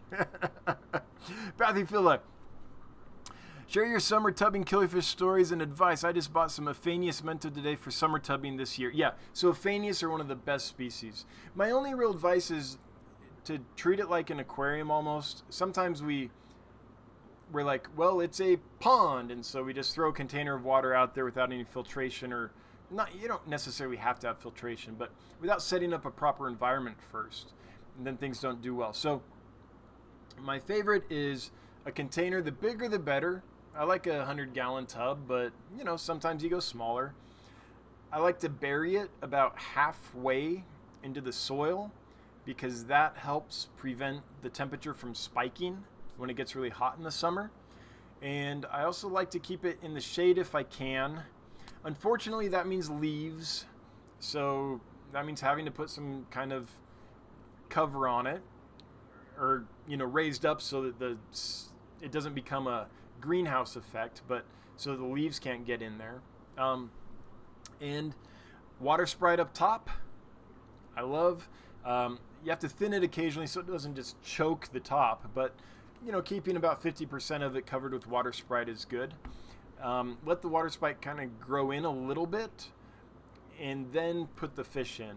The issue with killifish is they jump, so you got to have that floating plant cover in there so they feel really comfortable you're probably gonna have some problems. Also, if you're doing killifish, keep a tight lid on it, at least for the first few weeks while it's cooler, right? So that the fish can get really comfortable, and then you might want to, then if you're gonna take the top off, that's the time to do it. That being said, jumping's always a risk, but here's the thing: once they've settled in, they're much less likely to jump, so give them a few weeks. There's always the risk, though. I don't want to say, like, take the lid off, it'll be fine. So, and then the last thing is some kind of water movement. Generally an air stone is good. Something just to keep the water moving, like you would in your aquarium. So that's the basics. Keep an eye on it. Occasionally test parameters, and you might find that you want to do a water change occasionally, just like you would in an aquarium. Often you don't have to because you have all the plants going and stuff, and it's just top off time. But yeah, I love it. You're going to see colors and things in those fish that you just don't see any other way. So with killifish specifically, those are kind of my thoughts. Yeah. Lumpy Dog, my latest pond guppy breeding project, the best pond guppies in the world, took a step backward. Oh, from out of nowhere, several males started showing Endler traits. It's going to be a long road to fix this strain. Oh man, I'm sorry. I know from personal experience what it takes to fix a strain. And, oh, you were so close. They looked so good. Did like an Endler jump? Was there an Endler at the wood pile in the woodshed? Like, what happened? Or did it just, honestly, it was latent and some combination made it manifest? I don't know, but I'm sorry to hear that. Twin City Guppies, hey, welcome. I summer tub guppies and I agree with your guidelines. Cool, thanks. Thanks. If you were talking to me. I'll just take credit for that. 65 watching, not too bad. Anyway, Lumpy Dog, I hope that strain gets fixed for you. I'm sorry about that. I know all the work that is. Cheshire Cat, did you order in clown killies? I don't know why, but I adore them. I know why, because they're awesome. Epiplates annulatus, one of the coolest little fish out there. The order gets placed on Thursdays, so I'll place it tomorrow, and we'll see what happens. I hope they come in. They often don't, but we'll try. And samurai gouramis. If you guys don't know what this is worth looking at. Sometimes called valiant gouramis. But check this out. This is an amazing fish.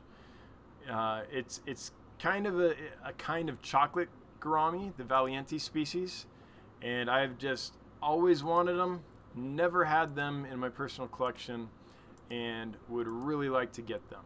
So we'll see. They said they're available.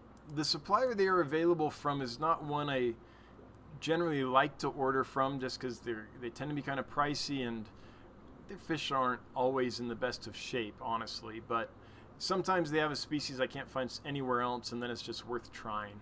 So yeah. Bob Kaler, lol. Dalton Young, have you ever seen that current darter?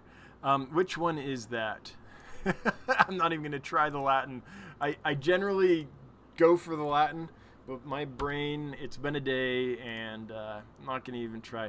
Nope, I haven't kept that one. The only darter I've kept in my own collection is the orange throat. A lot of friends that have kept the rainbow darters, green-sided darters, and a few others, sand darters, but I don't think I've ever seen that one, the current darter. So if you can get it, and if it's legal and stuff, it looks beautiful. Darters are pretty specific though, so make sure before you get darters that you have a really well-cycled tank that's got quite a bit of current in it, that they're not going to be out-competed by fish that eat at the surface, because the darters are going to eat more at the bottom of the tank, and they need high dissolved oxygen. Not all of them. Swamp darters a little less, but most darters really high dissolved oxygen.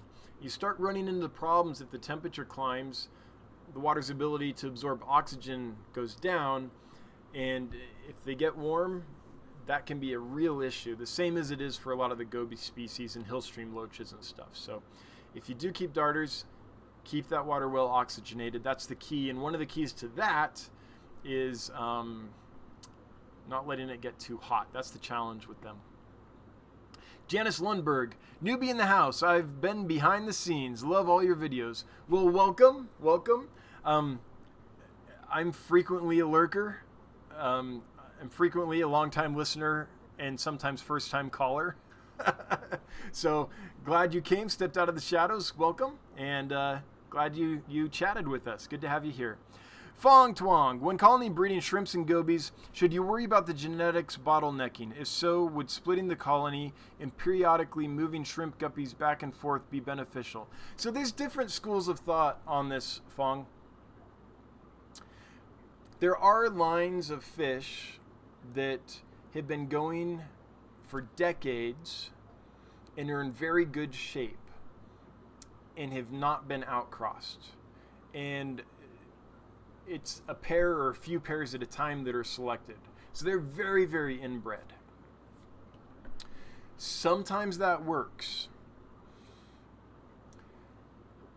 If you cull like mad, and by the way, when I say cull, I don't mean you kill. I just mean you separate fish that aren't desirable from the breeding pool, whether that's put them in another tank or whatever. Often I say the word cull and people are like, how dare you? But to me, culling doesn't mean killing. It just means getting them out of the gene pool. So if you start with really, really good fish, there are definitely lines of live bears and killies and some other stuff that have been going for decades that are severely inbred. Now, is that to say that they won't eventually hit a bottleneck? I don't know. But I think the key there is they started with great stock and they were very, very selective and caught any problems very early and didn't let those breed into the pool, right, into the gene pool. So it can be done, but I think it's really difficult to do. I think in general, you're eventually going to see things crop up that are not desirable and want to outcross. So that's generally how I approach it. It'll go a while and then I'll outcross. However, I want to say this. Before I outcross, I have to know that strain I'm outcrossing to. The last thing you want to do is work a line for generations and then bring in a cross that is subpar, and now you have a ton of work to do to get it back. So what you want to do, I think ideally before you cross in, is get the fish you are thinking of crossing in, breed them for a generation or two. If they're still clean, then it's like, okay, now I can with confidence put these together and I think we'll be okay. But I personally would never, like with these Santa Maria endlers that I've been working on, I'll eventually try to get some more Santa Maria endlers from someone else and cross them in.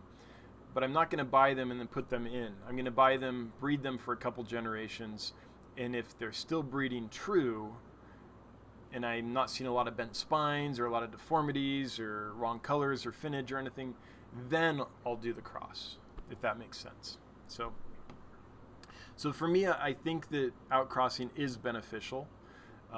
Basic genetics tells us that. But some people go for a long time without crossing. Christopher Page, am I correct in saying that you use 3 teaspoons per gallon of salt while simultaneously treating with meds? Wouldn't salt work in place of antibiotics? And what do you do for salt-sensitive fish? Okay, so I wouldn't do it by volume. I would do it by weight. So I say that because of granularity. I use a really coarse, like cheap water softening salt. I do that because it's cheap. If you use a really fine salt, like a fine table salt or something, 1 teaspoon of that is probably going to be a lot more concentrated than 1 teaspoon of what I use. So 5 grams of salt per liter. I believe that's correct. What that ends up being is 4 to 5 cups of salt per 75 gallons for me, or about 2 cups of salt per 30 gallons. So I don't break it down much more than that. I don't know what it is per gallon. just because I'm dealing with generally larger tanks. So I know that it's 2 cups for 30 gallons, 4 to 5 cups for 75 gallons, but I haven't broke it down to how much per gallon, because I rarely ever do like a small 5.5 gallon tank or something like that. I'm generally medicating or treating a 30 gallon tank because that's what my quarantine system has. Sometimes a 75 gallon tank, although that kills the plants, so I don't like to do that unless I have to. So first thing, do it by weight, not by volume. And then once you know how much volume your salt takes to have the right weight, right? You know that 5 grams is 1 teaspoon or whatever of the salt you're using in your granularity, then you can start using that volume. But you got to weigh it out first. So wouldn't salt work in place of antibiotics?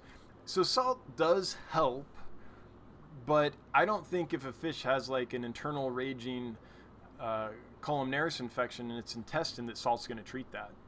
Salt might help some superficial things, and I like salt a lot, but it's limited in its power as an antibiotic. It's probably more effective as an anti-parasite medicine, but it's helpful to a lot of things, but I don't think salt itself cures most things.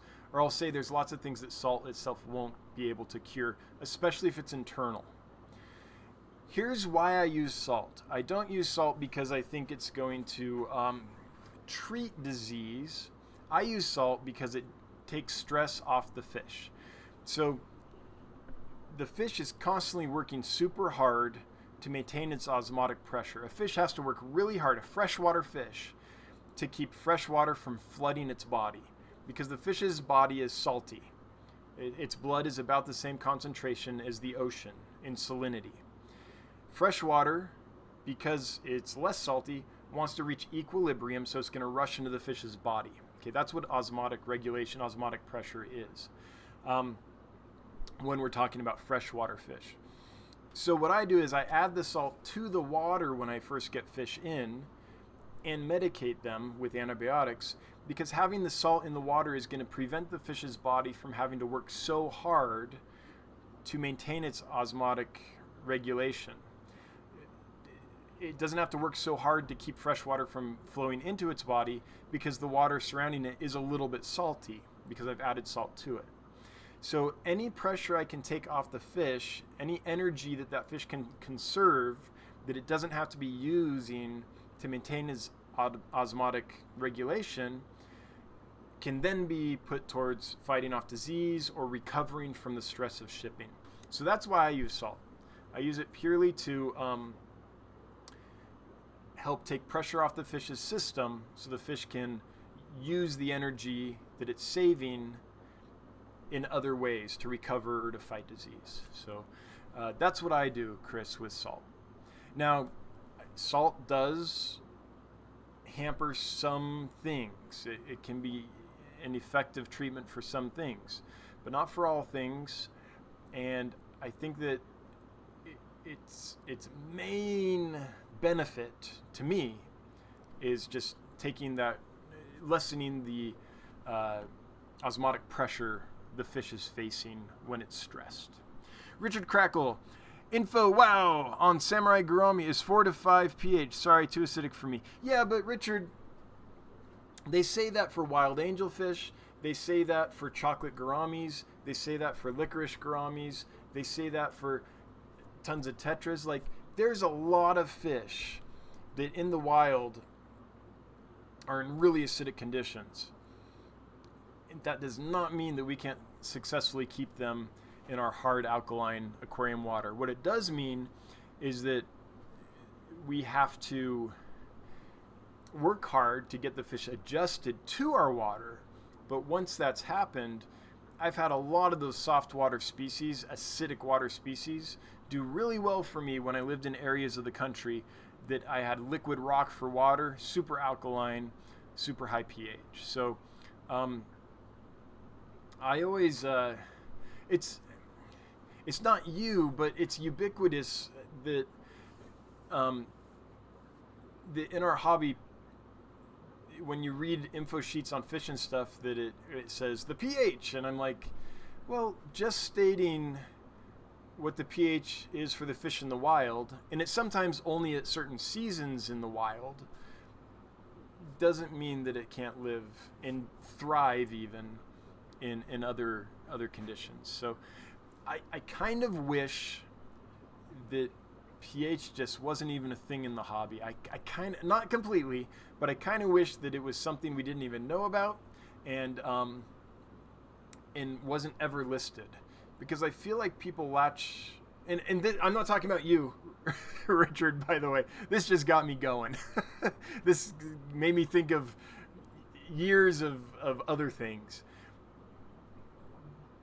But we almost never have the same conditions in our aquariums as the fish have in the wild, pH or otherwise. So to me, it's just, I don't even pay attention to that when I get fish. What I do pay attention to is hardness. If a fish comes from really hard water naturally, it's going to take a lot of work to accustom it to soft water. And that's going to take a long-term effort and maybe not be successful. Soft water species, once they're adjusted to hard water, tend to do well long-term without a ton of additional effort. pH is useful because then it tells me, okay, this is a fish that comes from an environment that doesn't have a lot of ammonia, that doesn't have a lot of bacteria, so I'm going to have to make sure that the place I put it, it's not exposed to a lot of bacteria, that the tank's really well cycled so that it's not going to experience an ammonia spike or a nitrite spike. In that case, it's useful, but pH. I'm sorry, it's just not that important of a parameter.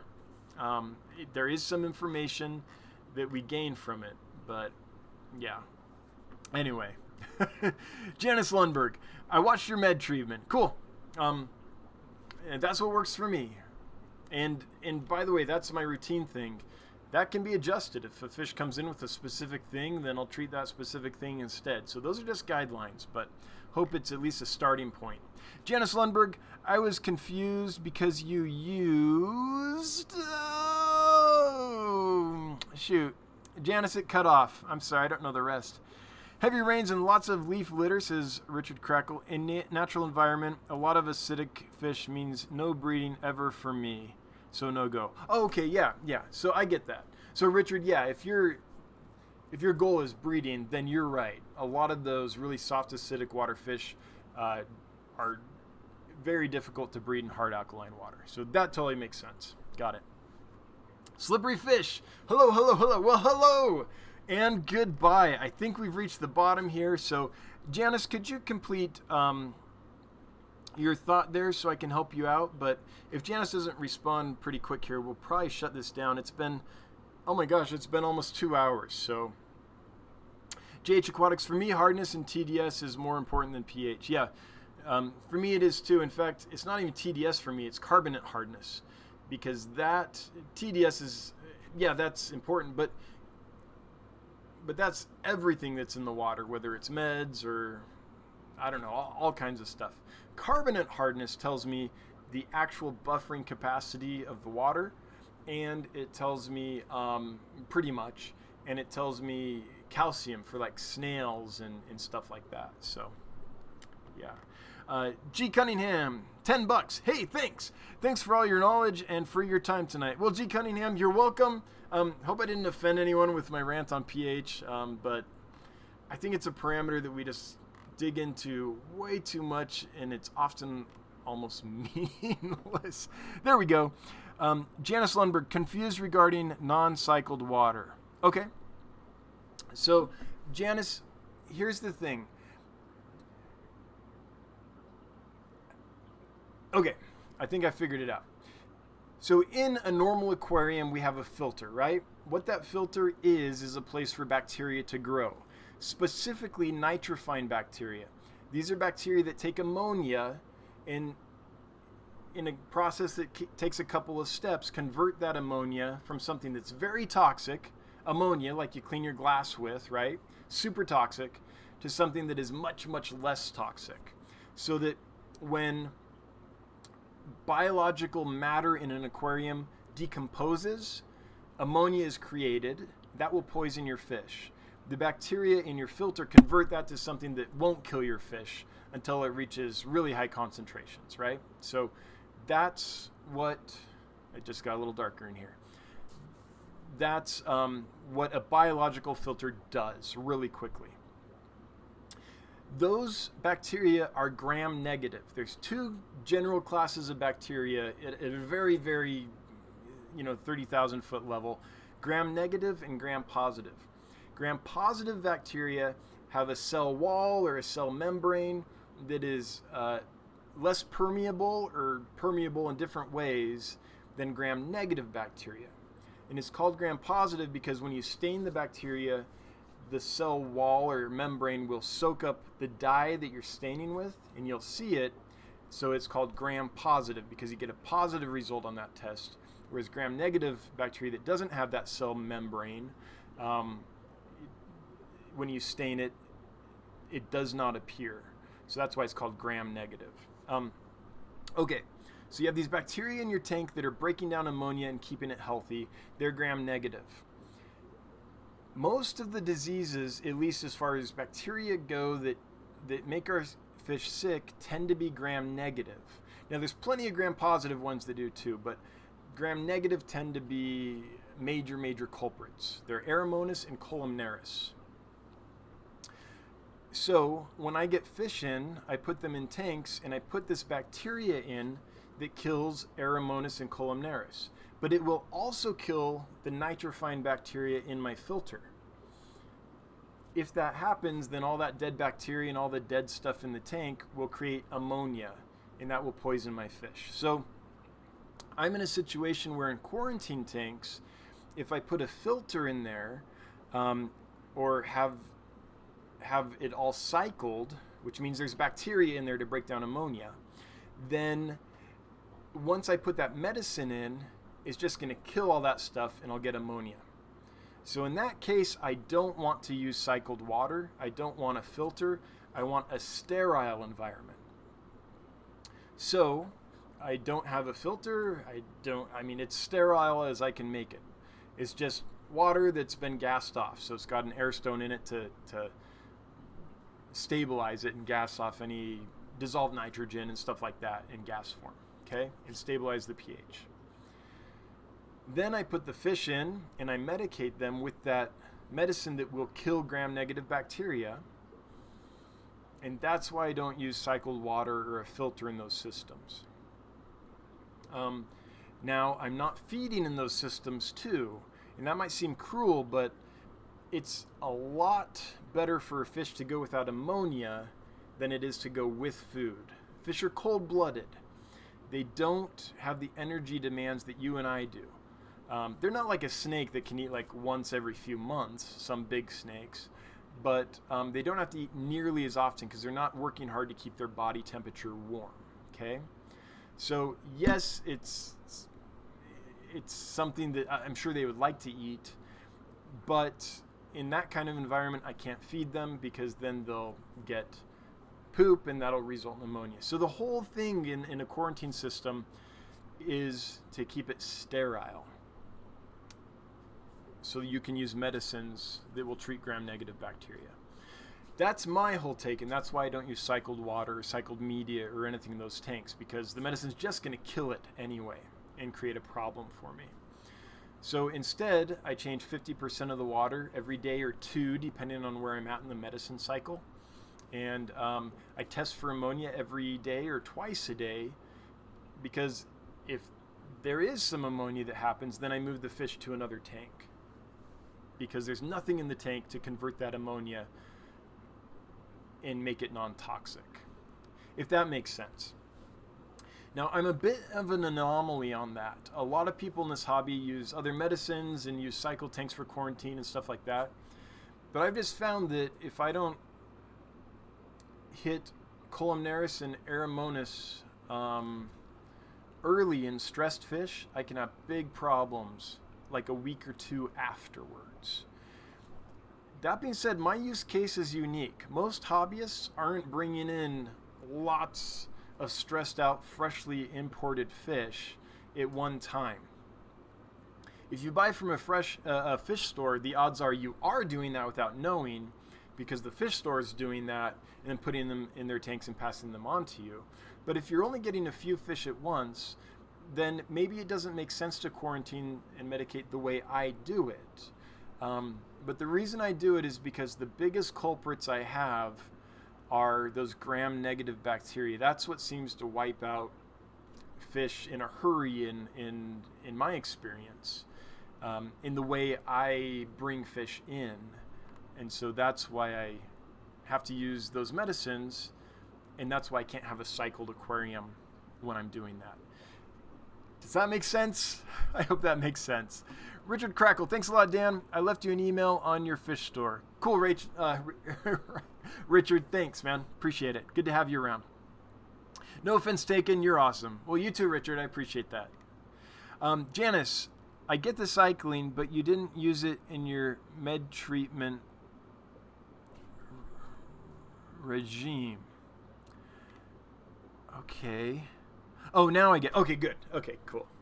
Got it. Yeah, I'm basically putting bacteria in there to cycle my tank would just result in dead bacteria, which would result in ammonia, which would result in dead fish. Yeah. Okay, cool. TM Aquatics. Hi, you're just in time, TM, to to come and say goodbye. Lumpy Dog really liked your video. I'm gonna have to check that out. I don't know if I've seen your last one or not. Speaking of trolling, says Bob. Okay, let's shut this down. It's been 2 hours. Mods have worked overtime. Thank you to the mods. Thank you to anyone that super chatted. Always appreciated, never required, but seriously makes my wife super happy.